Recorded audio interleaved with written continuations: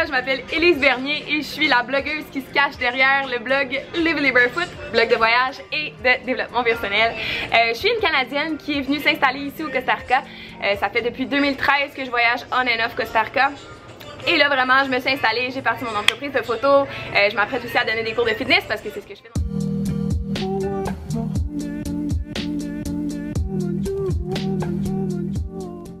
Salut à tous! Alors pour ceux qui ne me connaissent pas, je m'appelle Élise Bernier et je suis la blogueuse qui se cache derrière le blog Lively Barefoot. Je suis canadienne et je travaille comme digital nomade autour du monde, comme créatrice de contenu et photographe. Comment j'ai commencé à travailler en voyageant? En fait, en 2012, moi je suis allée suivre une formation de sauveteur océanique au Costa Rica et je suis tombée, mais littéralement tombée en amour avec le pays. Dès que je suis revenue au Québec, j'ai contacté les sauveteurs pour repartir là-bas, travailler avec la crew du Costa Rica. J'ai fait des démarches, j'ai vendu tous mes meubles et finalement j'ai décidé de partir un aller simple vers le Costa Rica. Depuis ce temps-là, j'y vais à chaque année. Mais je voyage aussi partout à travers le monde. Je fais des petits contrats un petit peu partout. Là, j'ai d'ailleurs déjà habité au Mexique. J'ai voyagé en Asie, Thaïlande, Laos, Bali, Polynésie française, sur les îles de Tahiti, de Moorea. J'ai voyagé beaucoup en Amérique latine, donc tout ce qui est Costa Rica, Panama, Nicaragua. Donc, je me suis promenée pas mal, mais mon coup de cœur reste définitivement le Costa Rica. Donc, je termine présentement une licence en sciences nature et gestion de l'environnement et je suis en année préparatoire pour aller faire un master en administration des affaires complètement à distance. Par exemple, quand j'habite au Costa Rica, mon université est totalement en ligne et je fais mes examens sur place dans le pays, dans des institutions comme par exemple des universités, des bibliothèques, etc. Donc, de cette façon-là, je peux étudier à temps plein sans être au Québec.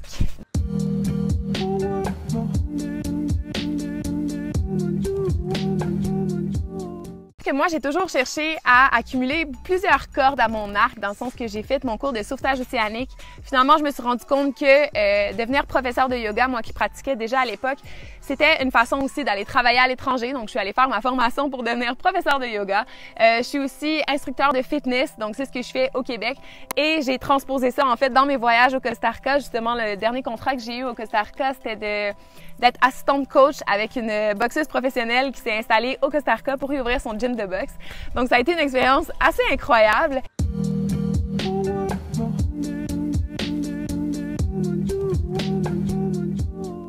Durant mes derniers voyages, j'ai beaucoup axé mes contrats au niveau de la photographie.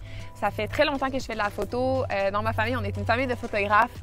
Donc, j'ai un peu grandi avec l'œil du photographe et ça a été quelque chose que j'ai beaucoup mis en application lors de mes derniers voyages. Donc, comment ça fonctionne en fait? Comment je fonctionne, c'est que j'ai un portfolio qui est en ligne. J'ai aussi mon Instagram, donc Élise Bernier S, que j'utilise pour aller me chercher des contrats.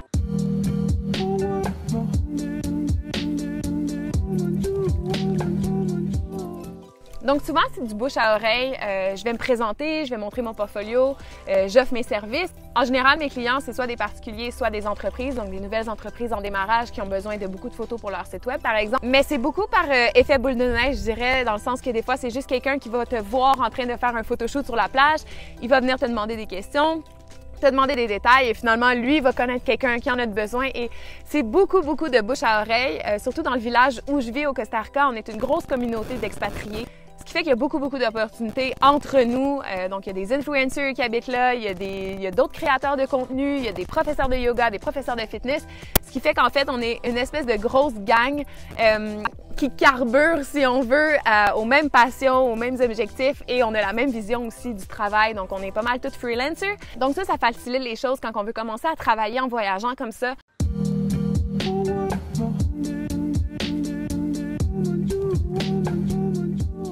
Est-ce que je croise beaucoup de monde sur la route? Oui. Beaucoup de gens, oui. Je croise beaucoup de gens.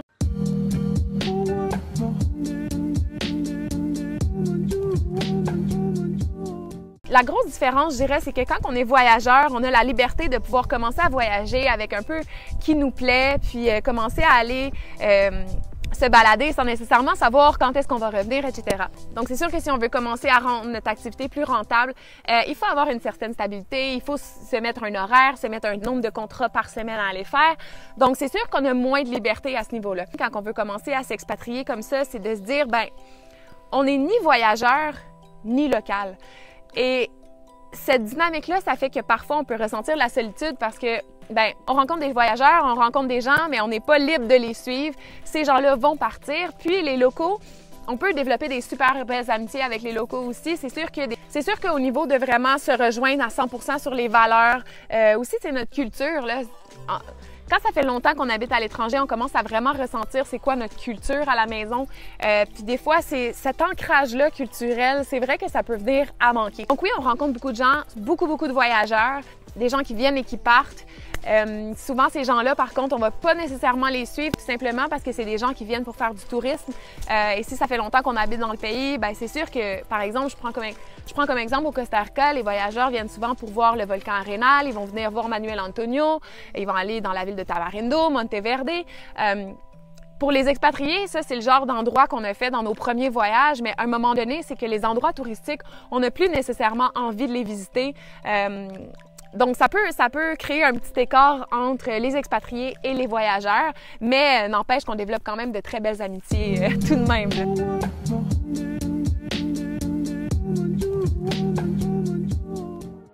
Les avantages d'être digital nomade, moi, je dirais, c'est vraiment au niveau de la liberté. Surtout si vous avez cette fibre entrepreneur-là, de pouvoir être responsable de ses propres contrats, de pouvoir vraiment avoir l'entière responsabilité de est-ce que je mange ce mois-ci ou est-ce que je pige dans mes économies?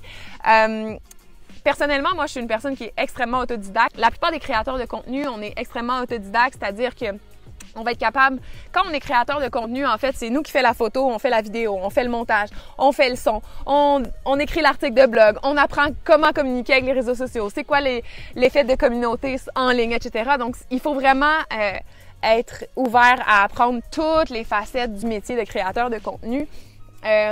Donc ça, c'est quelque chose qui peut devenir intéressant. Par contre, si on veut vraiment se concentrer dans une seule discipline, après, c'est de vraiment pouvoir s'associer avec d'autres personnes. Ça peut devenir un inconvénient dépendamment de tout ce que vous voulez faire, ce que vous aimeriez faire. Moi, personnellement, je trouve que c'est un avantage. Un autre avantage aussi, c'est la liberté de pouvoir profiter. Par exemple, comme dans certains pays, il y a moins de réglementation, les marchés commencent, donc on peut beaucoup plus s'implanter facilement que dans un marché où est-ce que la compétition est extrêmement élevée. Il y a beaucoup de règlements, la compétition est féroce. Donc, par exemple, moi, dans le village où j'habite, au Costa Rica, tout le monde fait un peu... c'est très libre. Chaque personne fait un petit peu ce en quoi il est bon. Puis on s'entraide tous un peu comme ça. Moi, c'est une dynamique que j'aime beaucoup, mais c'est sûr que ça dépend. C'est sûr que ça demande aussi une certaine introspection, dans le sens que si vous êtes quelqu'un qui a besoin de beaucoup de sécurité, qui a besoin d'avoir une certaine stabilité, de partir comme digital nomade, c'est peut-être pas la meilleure des solutions. Moi, souvent, quand je travaille comme salarié, c'est sûr que je trouve que je me fais beaucoup mettre des balises. J'aurais envie de faire ça, puis on va me restreindre à travailler exactement ça. Pour moi, ça, personnellement, c'est un côté que j'adore, de pouvoir être maître de son temps, de pouvoir être libre de voyager puis de travailler partout dans le monde. Personnellement, moi, je suis une fille qui a vraiment la bougeotte. Donc, de vraiment m'implanter à un endroit puis d'y rester plusieurs années sans penser partir en voyage, c'est pas moi.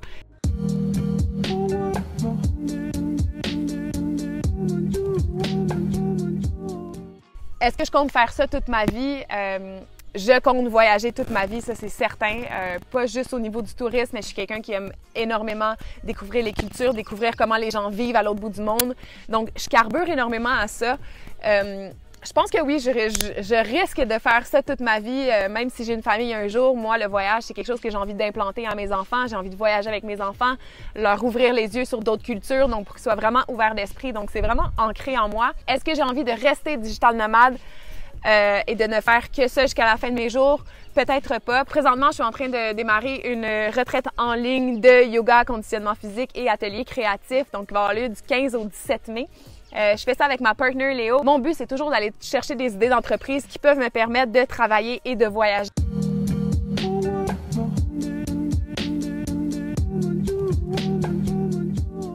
Considérerais-tu comme expatrié? Je dirais semi, parce que je continue quand même de revenir au Québec.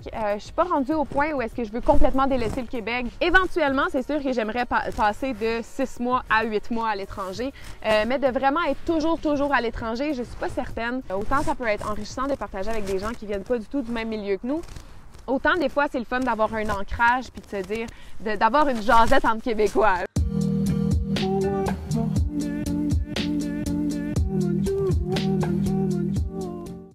décrivez le Costa Rica en une phrase, je la décrirais plutôt en un mot. Pour moi, le Costa Rica, c'est le paradis. C'est comme si le Costa Rica est un pays qui était destiné pour moi, là, pour la biologiste en moi qui tripe nature. J'ai ma formation de plongée, donc cours plongée au niveau de la photo, au niveau de tout ce qui est l'aspect yoga, surf. Donc, tu sais, quand on part en expatrié, là, c'est tellement important de trouver un endroit qui nous ressemble.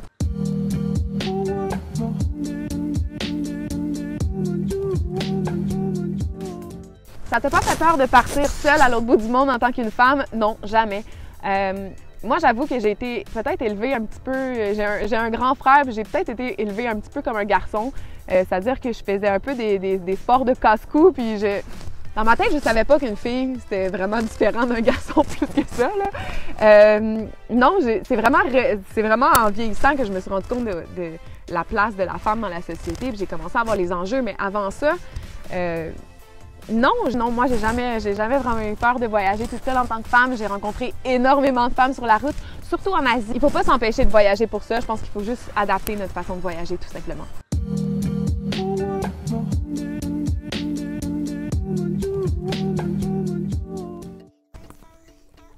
Est-ce que tu préfères travailler dans un hamac sur une île face à la plage ou dans un chalet en montagne de façon edgy, entouré de neige?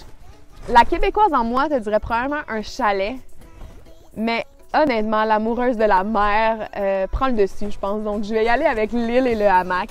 L'île avec le hamac, 100%.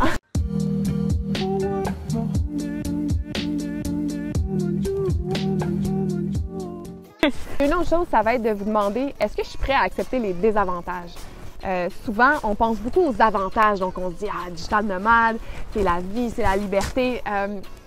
Oui et non. Il faut être capable de vraiment aller s'informer sur les désavantages, d'être capable de se dire, est-ce que c'est des désavantages que je suis prêt, que je suis capable d'accepter? C'est vraiment un énorme travail d'introspection de partir s'expatrier ou de partir devenir digital nomade. Je pense que ça demande énormément de réflexion.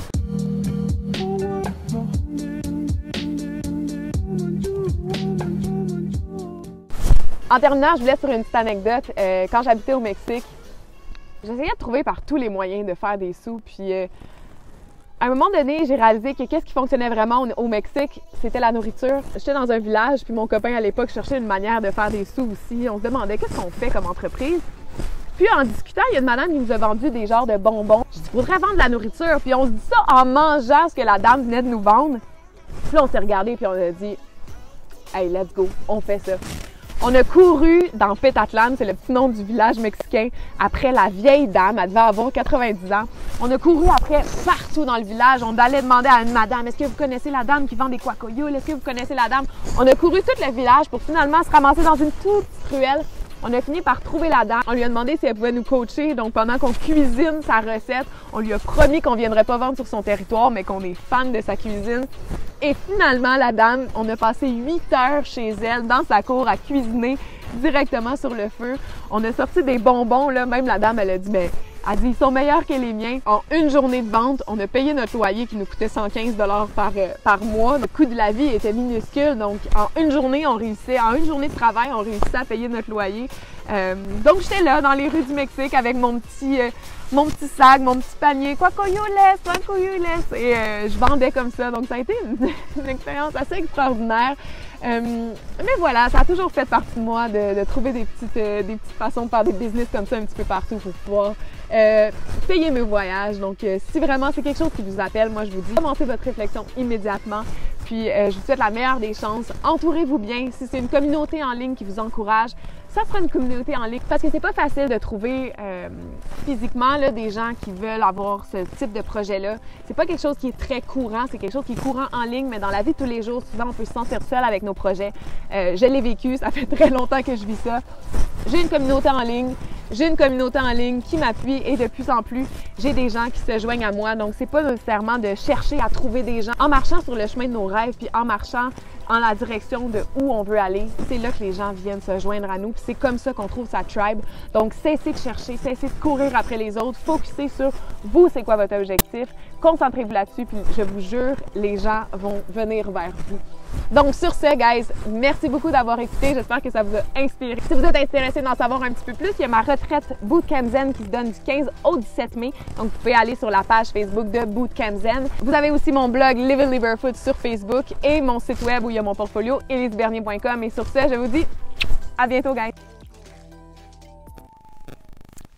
Ça, c'est le huard. C'est un oiseau magnifique qu'on a ici au Québec. On cherche toujours à ce que les gens approuvent nos choix. Puis il est là le problème.